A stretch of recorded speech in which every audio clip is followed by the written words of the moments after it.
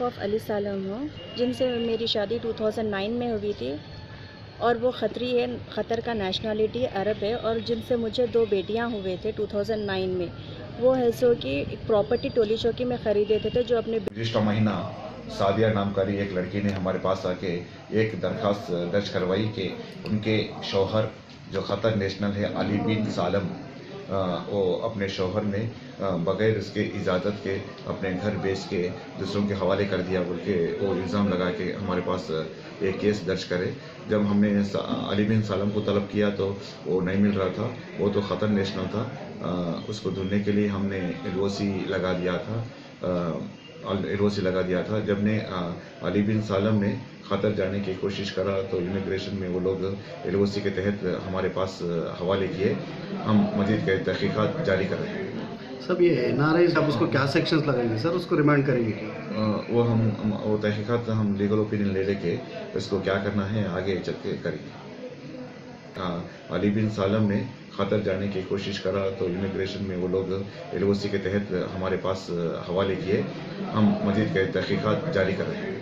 सब ये नाराज़ आप उसको क्या सेक्शंस लगाएंगे सर, उसको रिमांड करेंगे क्या?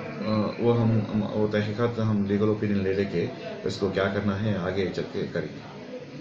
होने के बाद भी वो दूसरों से शादी करे, हैदराबाद में ही बारकस या किंग कोठी की लड़की से ना और एक शादी करे। अच्छा। अब है सो कि वो मेरे साथ 1.5 साल से नहीं है और ना मेरे बच्चों का कोई हक हुकूक अदा कर रहे हैं, ना स्कूल के, ना मेरे बच्चे इतने परेशान थे कोई चीज़ की वो हमारी हेल्प में नहीं थे।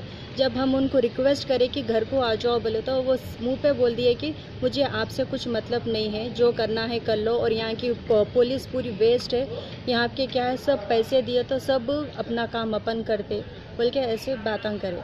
और मैं बहुत बार ट्राई करी उनको रेस्पॉन्स करने की, क़तर में ट्राई करी हर जगह, बट वो मेरे राब्ते में ही नहीं आ रहे थे, ना मेरे कोई कांटेक्ट में थे। वो बस है कि मेरी हेल्प करे, मेरे लिए जो भी है मेरे मुश्किलों को दूर करे।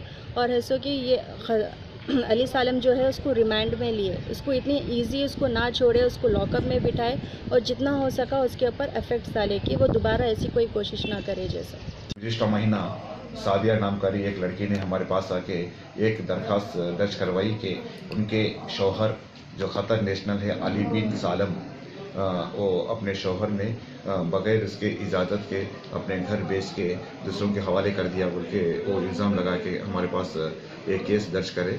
जब हमने अली बिन सालम को तलब किया तो वो नहीं मिल रहा था, वो तो क़तर नेशनल था। उसको ढूंढने के लिए हमने एलओसी लगा दिया था। जब ने अली बिन सालम ने क़तर जाने की कोशिश करा तो इमिग्रेशन में वो लोग एलओसी के तहत हमारे पास हवाले किए। हम मज़ीद के तहक़ीक़ात जारी कर रहे हैं। सब ये नाराज़ आप उसको क्या सेक्शंस लगाएंगे सर, उसको रिमांड करेंगे क्या?